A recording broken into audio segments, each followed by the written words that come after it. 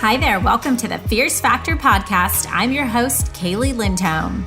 And I think it's time for us women to shift the conversation in business and step into our feminine leadership to do the most iconic work the aesthetic industry has ever seen. Each week, I'll be bringing a powerful dose of strategy, sarcasm, solutions, and sass that will rev up your creativity and ignite your brilliance as you link arms with me along our shared path of personal and professional growth in 20 minutes or less. Let's go. Hello, leader. Welcome back to episode 92 of the Fierce Factor podcast. It's Kaylee Lindholm here. And wow, I just cannot believe how fast this month of January is already flying by. I can tell this is going to be a lightning fast year. And thank you for tuning in and joining me on my mission to help 100 inspiring and intentional women cross the next $1 million milestone in their business this year. It is going to be a whirlwind, and I am excited for what this year has to bring. This week in our academy, we had a CEO think tank. That's a 1-hour community session where our business owners get together. They talk about CEO things. It's generally unscripted. I'll usually facilitate a main idea, and then the group takes it from there. And this week, each member took a turn talking about where they are in the hiring process in their business. One of the things I believe that really separates successful business leaders from the pack of averages is that they have an ability to recruit and develop future talent for their business. So if you're a weekly listener, you've heard me use the acronym ABR, which stands for Always Be Recruiting. And I remember meeting a client who had this philosophy. He had a stack of resumes in a folder that he would collect, and he would call it collecting and nurturing, right? So he was ready to plug an A player in as his business grew. So he would basically have a folder of resumes that he would collect as candidates would come forward and say, are you hiring? Or he would meet someone that stood out to him at a local restaurant or another business that he frequented, and someone caught his eye. He would take their resume or take their number and start to kind of keep in touch with them. So he knew, as I'm building out this big future plan, I know where I want to plug people in, and this is some of the talent that I have available at my fingertips. So he really learned this from an excellent manager he hired. And P.S., she and I became instant friends, Instapals, of course. And she's now a real estate mogul, and we have lunch on the regular. She would snatch up employees from all over the place. And one of her superstars was a barista from Starbucks. She was bubbly and warm. She was on top of things and demonstrated the passion and attitude that this client knew was aligned with their brand. And this leader was really confident in her ability to teach the skills that her barista needed to learn in her aesthetic business and then translate that enthusiasm into a new role in her practice. So essentially, she was stacking the bench, she was filling up the pipeline. And so this client was stacked when it came to his ability to plug players into positions because he was thinking about the future business. So as you can imagine, our Academy members are routinely discussing their next hires and underperforming employees to get support and guidance really on how to move the chess pieces around in their business. And so, of course, that's something that's near and dear to my heart. If you listen to this podcast, you know, you're probably in my camp, right, of that people are going to be your greatest asset if you allow them to be, if you hire properly. And that really starts with this sort of stacking the team and building up future talent and thinking and planning for the future. And so we spend an entire quarter of the year in our academy mastering the recruiting, hiring, comp plan development, onboarding, training, and performance review process, among other aspects of team building, because it is not a linear thing, let me tell you. We share stories and laugh. We laugh. Sometimes they're kind of evil laughs. But after all, if business challenges can't be laughed at, what the heck are we all even doing here?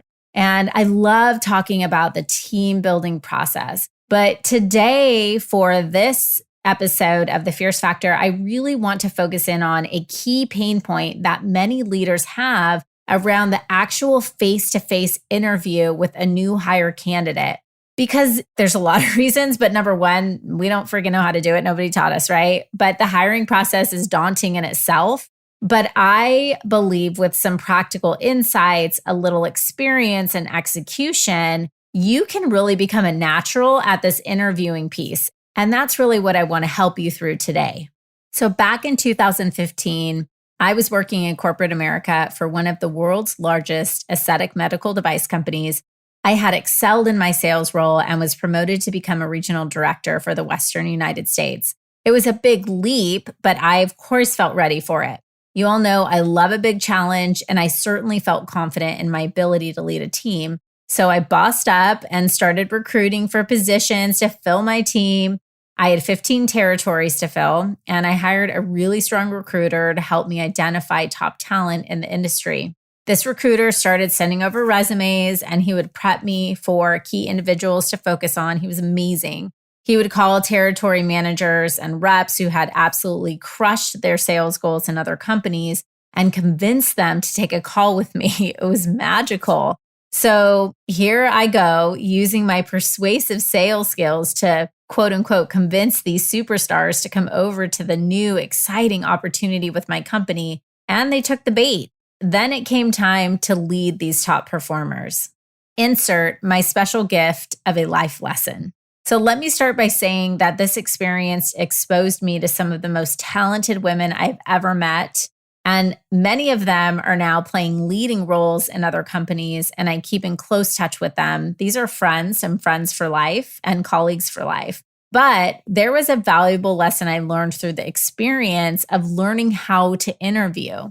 And these are lessons I was able to take on in other roles as a managing director of a multidisciplinary plastic surgery institute, and now as a business owner of my own. Now, at the end of the day, when it comes to hiring, there's really not a lot of room for error. A wrong decision can be devastating and costly for your company. And on the flip side, a great candidate could slip through your fingers, and poor quality candidate might be hired by mistake.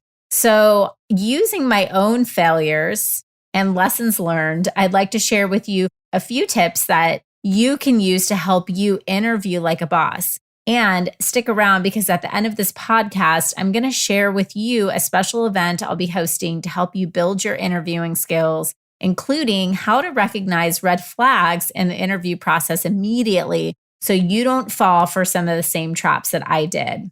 Tip number one is to treat the interview like a blind date.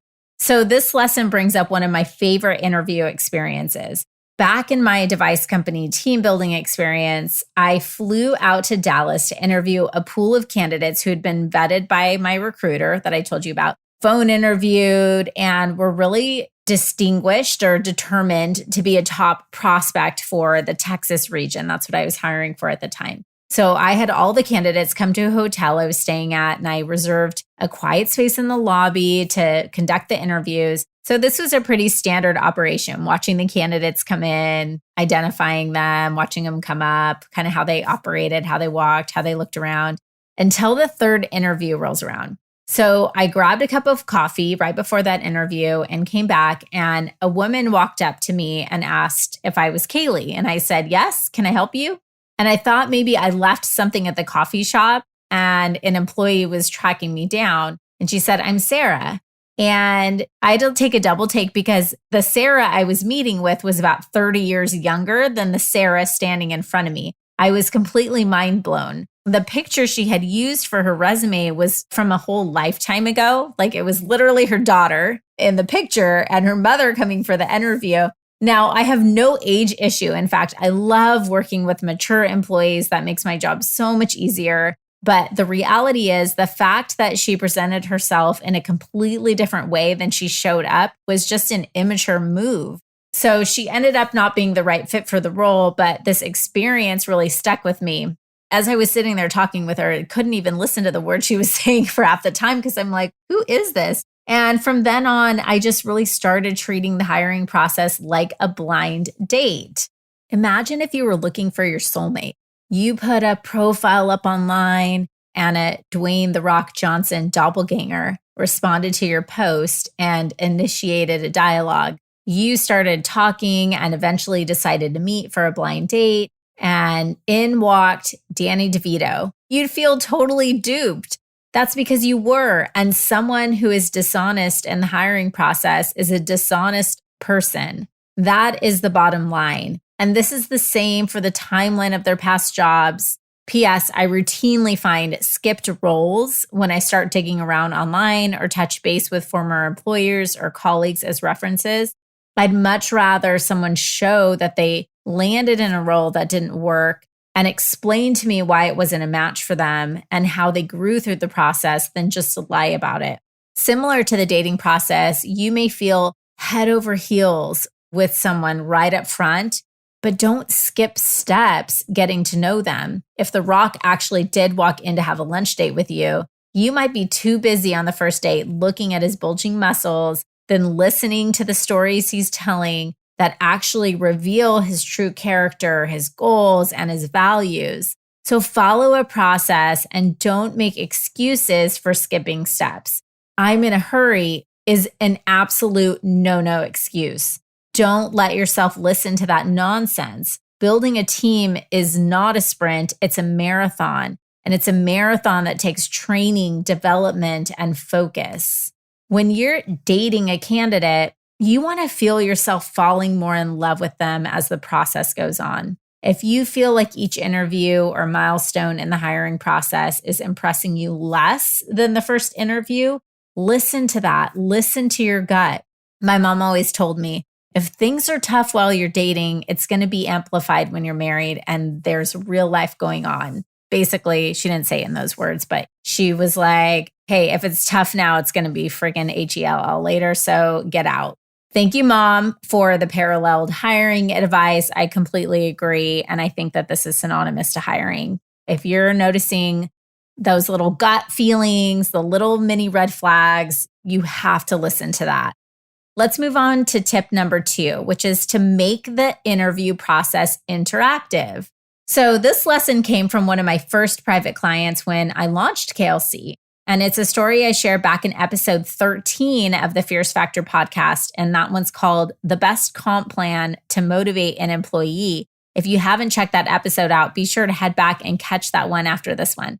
So I was working with a board certified plastic surgeon who was staffing a team to support his expansion. And he needed to hire a front office manager to help with the administrative functions of the business. So of course, this lesson is one of those hindsight is 20/20 situations, but then again, aren't all the best lessons learned.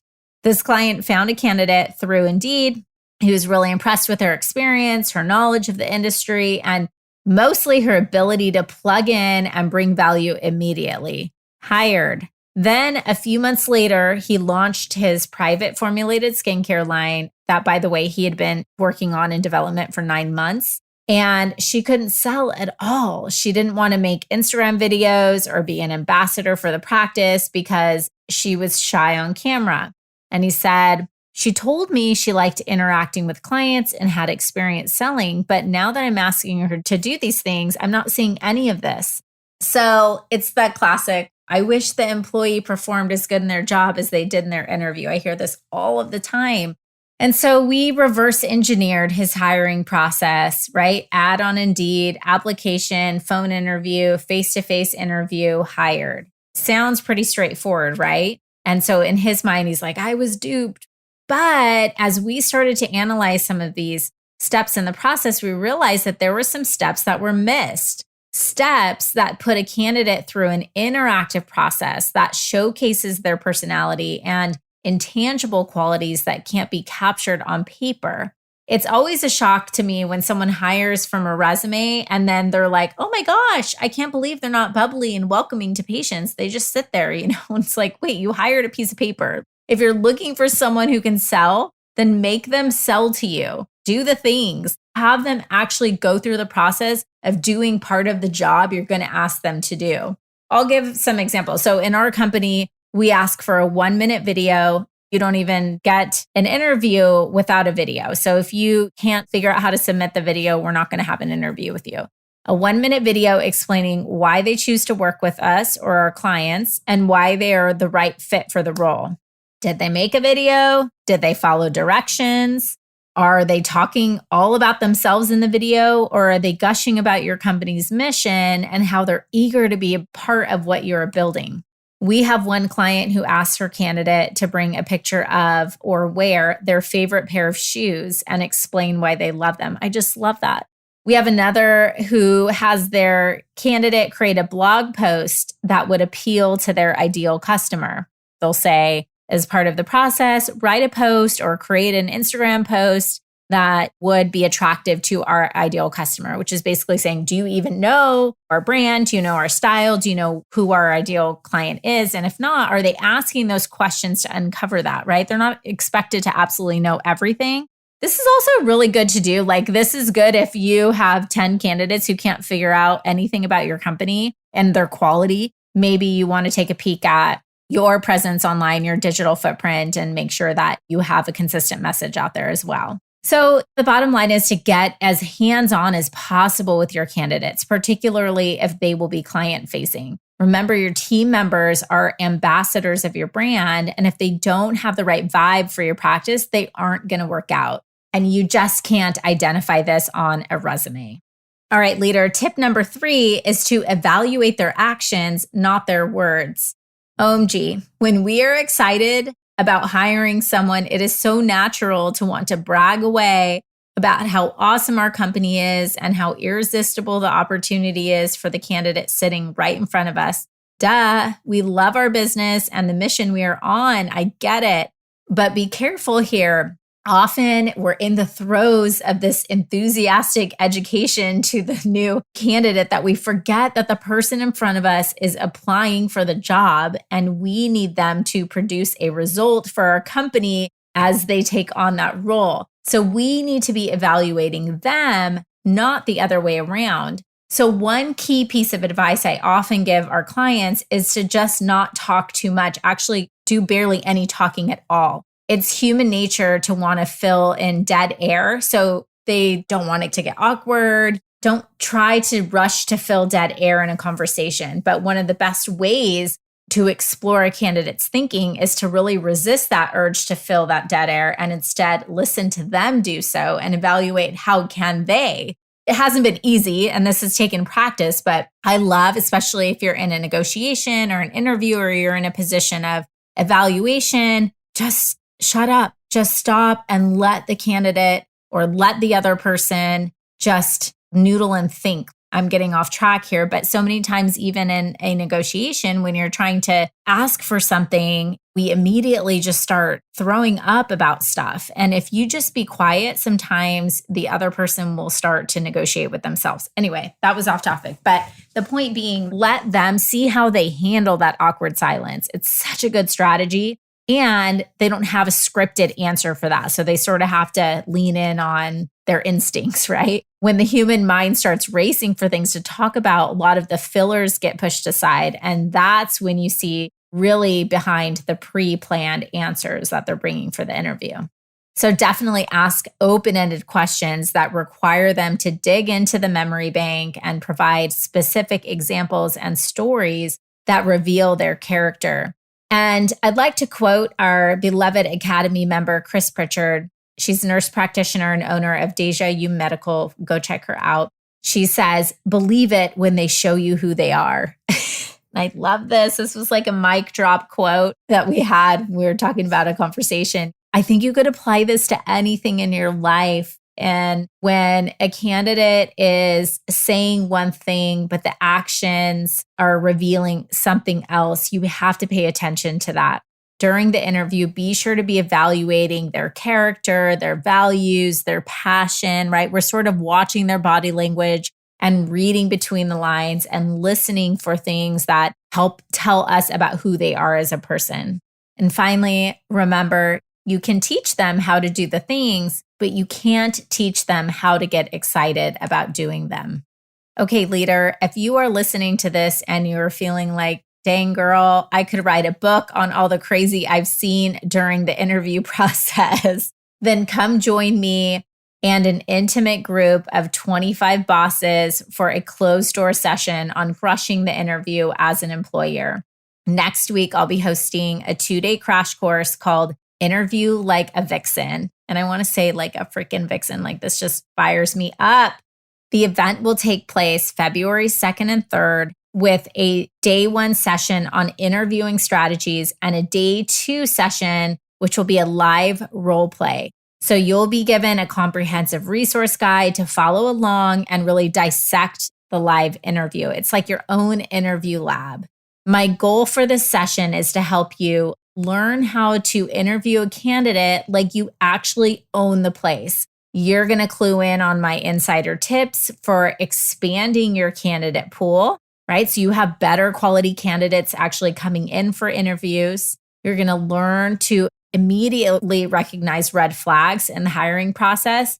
And you're going to grab your popcorn and get a front row seat to a live interview in which I will be interviewing a candidate and you will get to take notes and we will dissect piece by piece this interview so you can actually see this in real life. And if you're still listening, you are more than likely a badass aesthetic wellness provider who needs to hire team members stat. You know that you can't grow without having a solid team behind you. And that means that you have some tough interviews ahead of you. That is the reality. And interviewing can be a very elusive endeavor. Some employees' best skill is literally crushing their interview and then they'll just suck at their job. This is for real. I'm often told, I wish I had an employee who performed as good at their job as they did in their interview. The reality is there's an art to interviewing and a few practical strategies that will help you take the driver's seat, ask the right questions to determine if a candidate is going to cut it in your culture and your growing company. And you need to know what questions those are. And the good news is you can totally do this. If you want to grow a sustainable business, mastering this skill will be critical because the only way to scale your business in a way that relies on assets, aka human capital, aka your next hire, instead of your precious time and energy, it's going to take building a badass team who is capable of lightening up your load. So if you want to take more stress-free vacations, sign up for this free crash course pronto. So you can do that at klcconsultants.com/interview boss. So that's KLC Consultants, KLCconsultants.com/interview boss, one word. I'll link that up in the show notes. Reminder, this is a free session that will be limited to 25 participants. So be sure to snag your spot ASAP. I have not done a free masterclass in, I think, about 6 months. So it's going to fill up fast. If you're listening to this, this is next week. Jump in, get in on this. Thank you so much for tuning in today, leader. And I look forward to hearing all your interview success stories. Go get them. Thank you for joining me for this episode of The Fierce Factor. If you enjoyed the show, please make sure you subscribe so you can automatically get new shows every week. I'd also love it if you left us a review. And come join the conversation online. If you're an aesthetic industry owner, operator, or leader, please join my free Facebook group, The Tribe of Fierce Aesthetic Leaders, a community of ambitious, purpose-driven professionals who collaborate and share best practices for growth in business and life. I'm honored you tuned in.